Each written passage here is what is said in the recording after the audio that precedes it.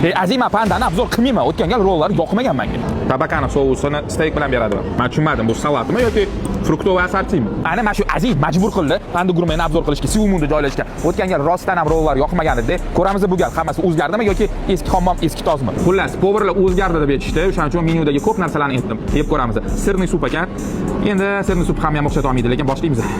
Sirni supga juda har xil sirlarni aralashtirib sup qilishadi, lekin eng asosiysi bu plavlenniy sir, ana violaga o'xshagan. O'shani sal ko'proq solsa, quyuqroq bo'lardi. Mazasi yaxshi, lekin menga quyuqlik yetmayapti degan. Bu o'zligini firmenniy panda salatli ekan. Bilasizlar, o'zim ancha yomon ko'raman, ana hamma narsani aralashtirib tashlaydigan salatlarni, mevalarni u yoni bu yoni, lekin bitta sousi, kukuruza, xulupni, mana bu suxariklar hammasi avokado aralashib realni zo'r mazza beryapti. Men bu salatni yana bir marta yegan bo'lardim. Pasto alfredo, makaroni fettuccini, sousi alfredo, iltimos adashtirmaydi. Takoy slivichniy mazza, hamma narsasi me'yorida, sirlar me'yorida.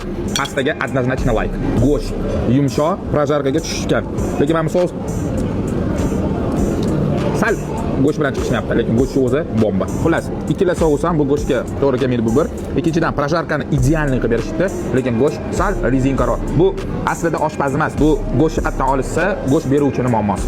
Bu piyozni ustidagi qoplama yaxshilab tozalanmagan bu bir. Ikkinchidan sous slishkom ko'p, haddan tashqari ko'p.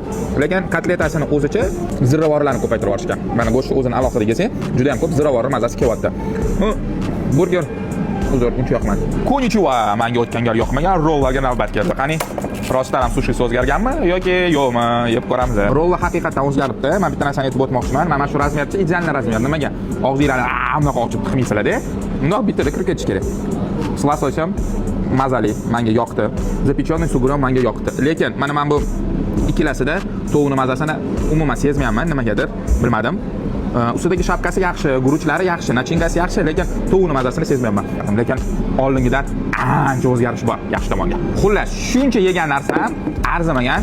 $100 bo'ldi, lekin shuncha narsaga bu menimcha juda ham shokolad narx. Nima deb o'ylaysizlar? Atmosferaga keladigan bo'lsa, pandaligiga o'xshagan shirinjoy qilib qo'yishdi. Ikki tash bemalol kelib olasizlar tepada, xohlasanglar pastda o'tirsanglar bo'ladi. Yaqin kunlarda kunlisiganda suvni bo'yida letkada joyligi ham bor. Maza qilib o'tirsa bo'ladi. Menga yoqdi, bu plus. Endi ovqatlarga keladigan bo'lsa, bor kamchiliklar.